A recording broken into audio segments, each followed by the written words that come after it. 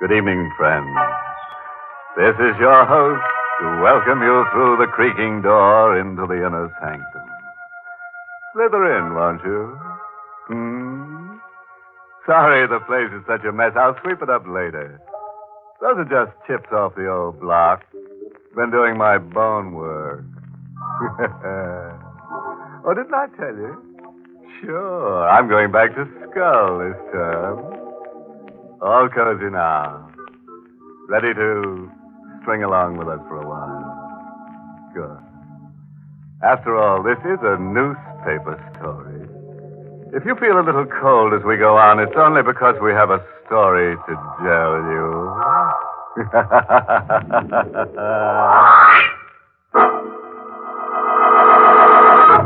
Tonight's Inner Sanctum mystery, Death of a Doll, was written by Fred Matho and stars Mason Adams in the role of Will, with Ted Osborne as Bo Cousins.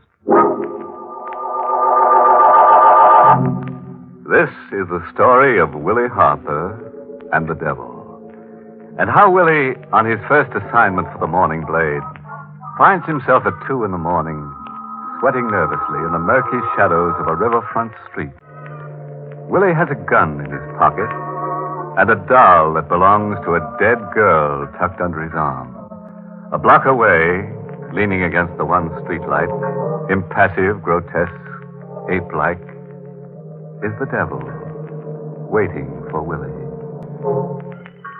I keep saying this is 1948.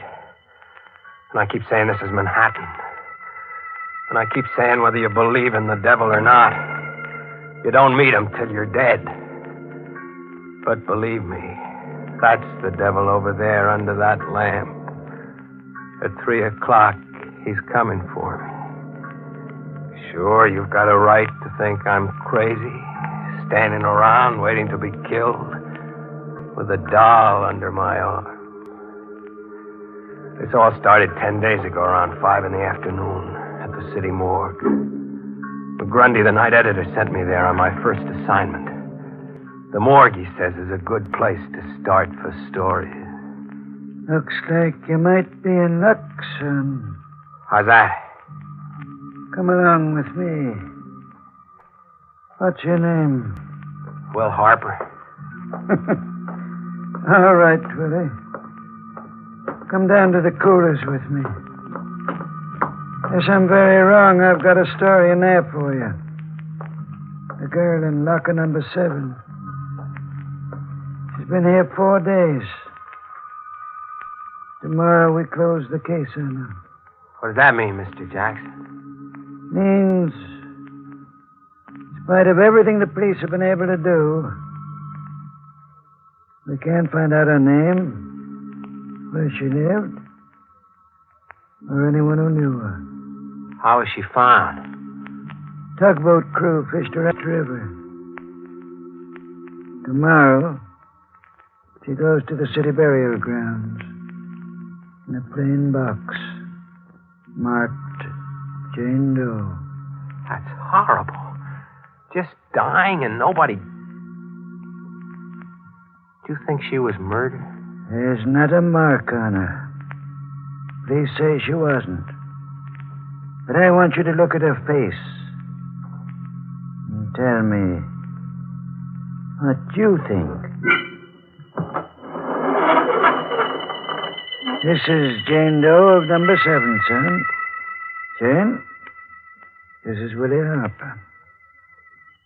I want you to see her face, Willie. Tell me what you see in it. A strange emotion shook me. She didn't seem dead to me. Her skin was perfect ivory. Her hair was fine spun copper. Her lips twisted slightly. I blushed and turned away, catching myself imagining what those lips must have looked like with life's color in them.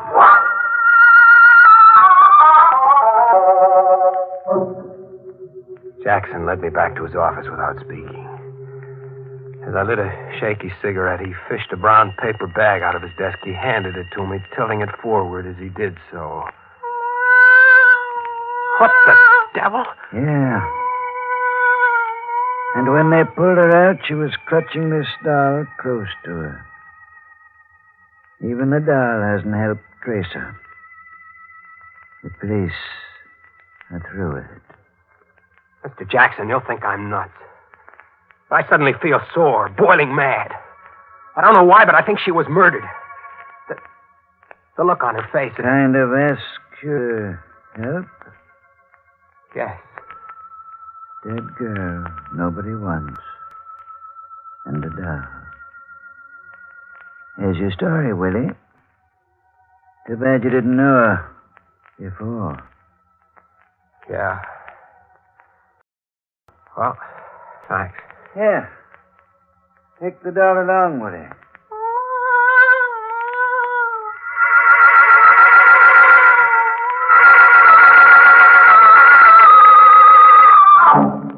I beat it back to the paper, on fire to do a story about the dead girl and her doll. As I gave McGrundy my report, he stared at me. When I got through, he had a sort of twisted grin on his face, sort of know-it-all. He grunted and tilted the paper-wrapped doll forward. Think she was murdered, huh? Yes. The cops don't think so? No. They're closing our case tomorrow? Yeah. No clues, facts, or anything outside of this doll? None. All right, Hopper. I'll give you another day to find the nasty character who did this horrible thing. Cops have been wrong before. Go ahead. Thanks. I'll get a story. Here, take your dolly along. And keep falling for the dead ones, Hopper. You're better off.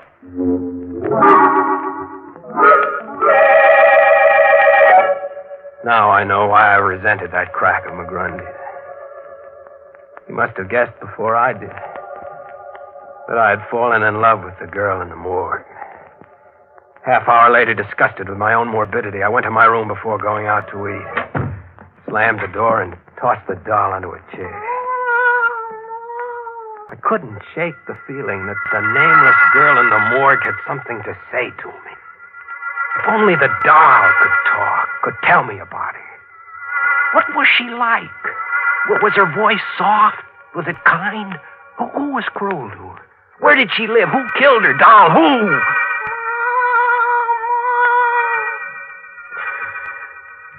I grinned sheepishly at myself in the mirror. And with that gesture, this story really begins. The next few moments remain electrifyingly vivid. I had set the doll down on the bureau. I didn't touch it. Wasn't even looking at it when a new sound came from it.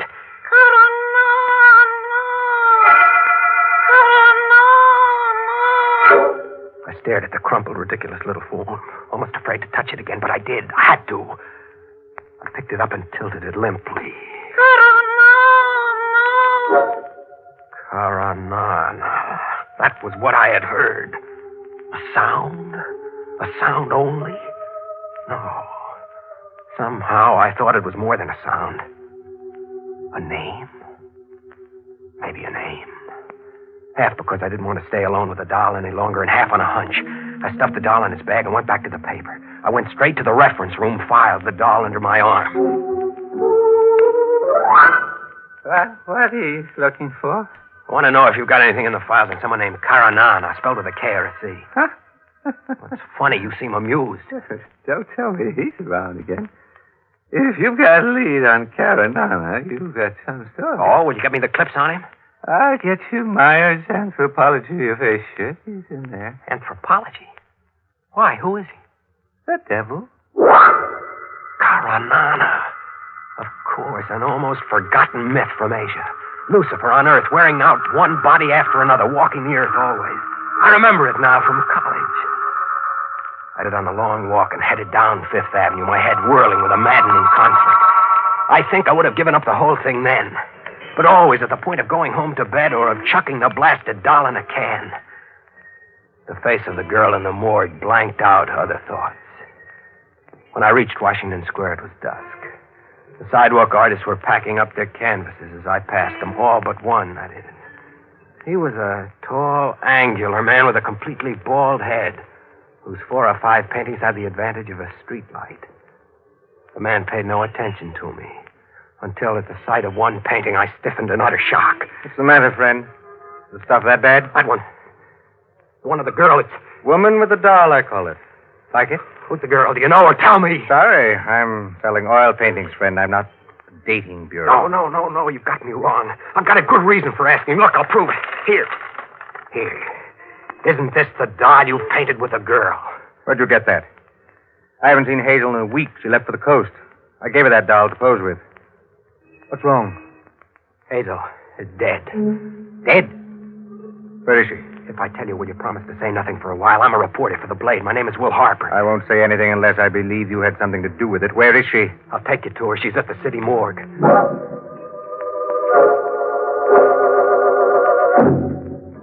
An hour later, we had come out of the morgue. Bo Cousins had simply nodded at my questioning look.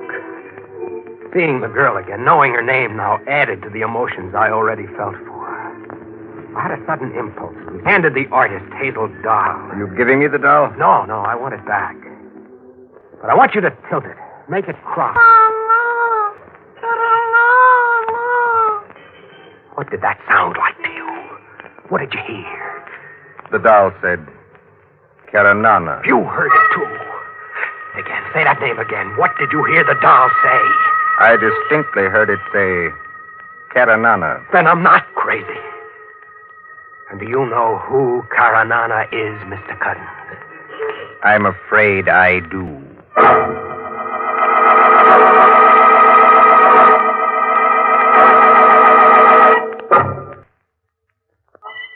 The most fantastic coincidence I ever encountered. Why?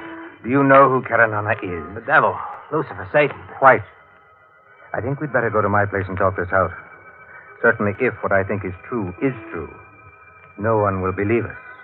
What do you think? That Hazel was murdered by Karanana.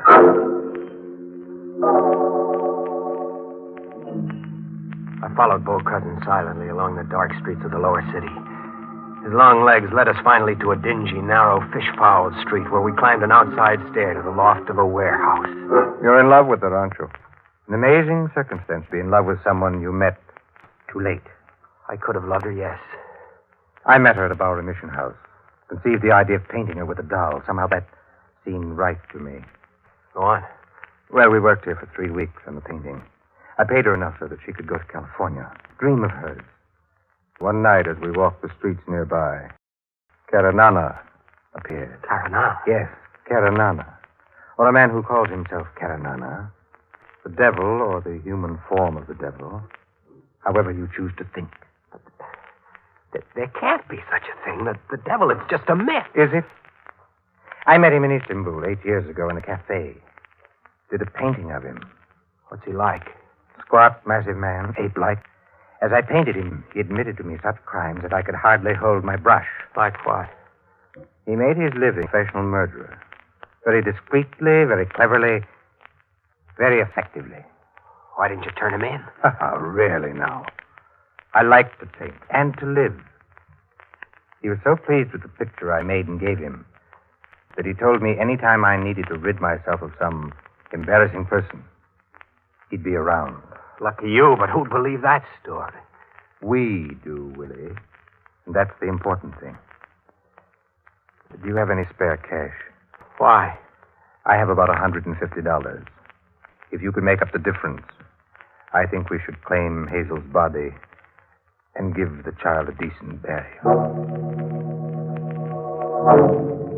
I fixed it up with Jackson at the morgue. And at 3 that afternoon, Bo Cousins and I, plus 2 grave diggers in Simeon Cemetery, were watching a bright new casket being lowered into a new grave. Man that is born of a woman hath but a short time to live, and is full of misery. He cometh up, and is cut down like a flower. He fleeth as it were a shadow, and never continueth in one stay. In the midst of life, we are in death. Thanks, Bo. I like it too, Willie. Very much. You're a nice guy, Willie. Wouldn't you rather go now? No. Let's wait till she's covered over. I want to talk to you. I've just gotten an idea. Bo. I know how to make things come out even for Hazel. I know how to get Caranana. And I will be very glad to see that you're buried next to Hazel here. I see things a lot clearer now that Hazel has a name and a past for me. If there is a man named Caranana, as you say, I think he's human, and that's an even chance. Maybe Caranana isn't the one. Then I'll find out. You want to help? In any way short of being discreetly disposed of, yes. Swell. Caranana said he'd do a little job for you whenever you wanted him to, right? Yes? Then you get in touch with him and... Sorry, Willie. My merchant of death is unreachable. He shows up when he wants to. All right, I'll wait. But when he does, you've got a murder for him to do. I have? Who? Me.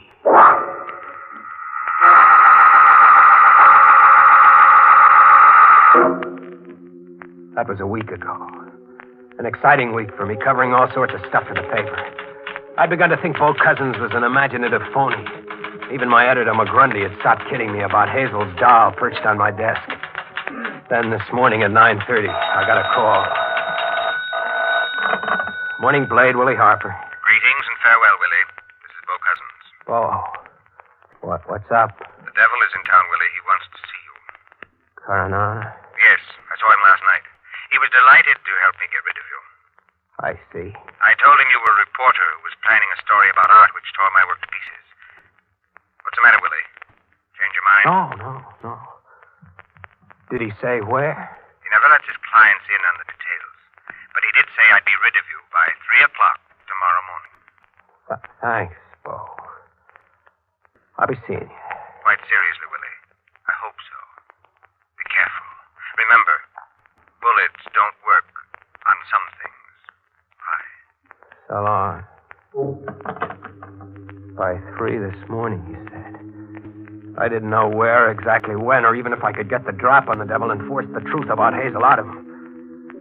I stuffed the doll into a bag and started out, but McGrundy caught me. Harper! Yeah?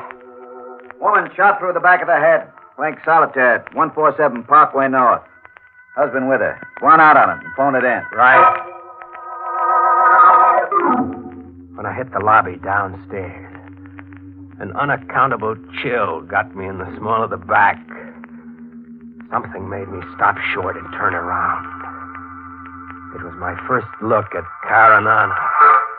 He was leaning against a phone booth, a heavy-set, ill-shaped man whose arms sloped weirdly from his neck into a heavy stomach. He was eyeing me impassively. The game was on, I knew. I grabbed a cab to get my story just the same. I phoned the stuff in from the cigar store across the street. When I stepped out of the booth, Caranana had just bought some cigarettes. He turned to me as I froze, waiting. Some murder across the street, huh? Yeah? How'd you know? I get around. Murder a hobby of yours, mister? No. It's strictly a business. So long. That's the kind of thing that went on all day. McGrundy kept me on the hop, and no matter where I went, Caranana was there ahead of me. This afternoon, I got to my room long enough to pick up my Luger pistol and the license I've got to carry it. He was waiting for me when I came out. Better put it in your inside coat pocket. It shows on your hip. Be seeing you. It's 2:45 now. 15 minutes. And he hasn't moved from under that lamppost in 2 hours. I'm not waiting another minute. I'm going to meet the devil and have it done with. He doesn't move. Will a bullet do it? Can I trick him into admitting Hazel's murder? Or will he kill me first? Well, here I am. Yeah. I see. What can I do for you? It's almost 3 o'clock. You know, you're right. Time sure flies. Well, time for me to get on home, I guess. So long, Willie. It's a trick. A fiend's trick. He's deliberately leaving me with only a few minutes to go. I've got to stop this. I can't go through with it. I'll go to Bo's place. I'll tell him to call it off. I don't want to die. I don't want it. Bo! I was running for your place. That's right. You might be down this way. You look scared to death. And you should be, I guess. I've got to hide, Bo. Let's beat it somewhere. It's almost 3. All right. Quick, across the street, Willie. There's a broken down pier there. Come on.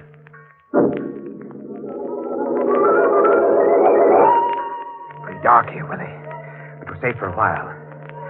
You certainly have worked yourself up. That's the doll you've got there. Yeah. I don't know why I carried it. Glad you did. Got a gun with you? Yeah, my Luger. Let me have it. You're too wrought up. Here. Good.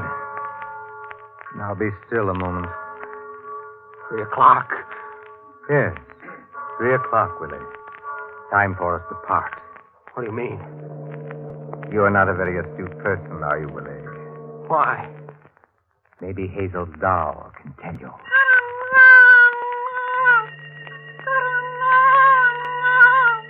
You? No, Bo, this is crazy. You're... The same water that receives Hazel is at your back, Willie. The time is 3, and tomorrow you will be fished out with the doll under your arm. You're Karanana. Quite. Farewell, Willie. Hazel, poor sweet child, learned the same truth by accident. Dirty, filthy little... Farewell, Willie. And you shall take your Stop him, darling cousin! with you. Stop him! Where? I said drop the kid, cousin! Stop! No, I will not! Karanana never dies.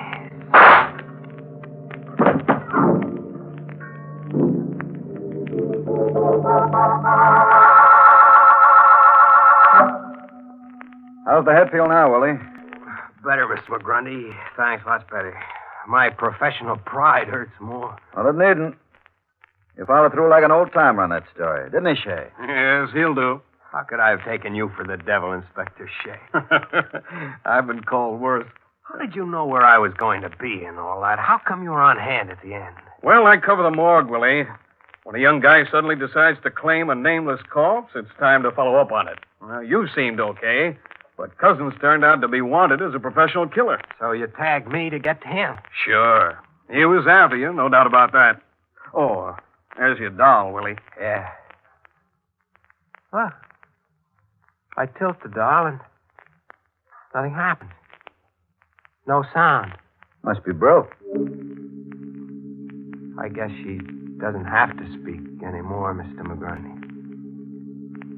I think the doll is dead.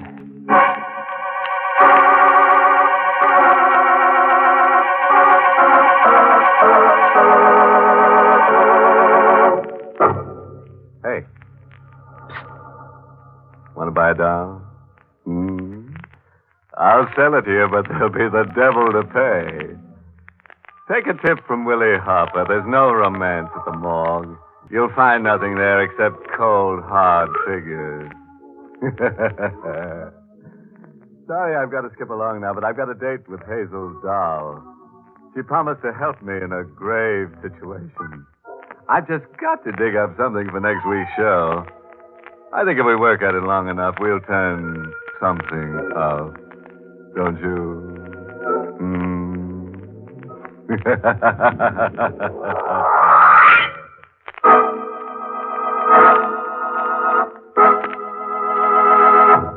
Good night. Pleasant dreams.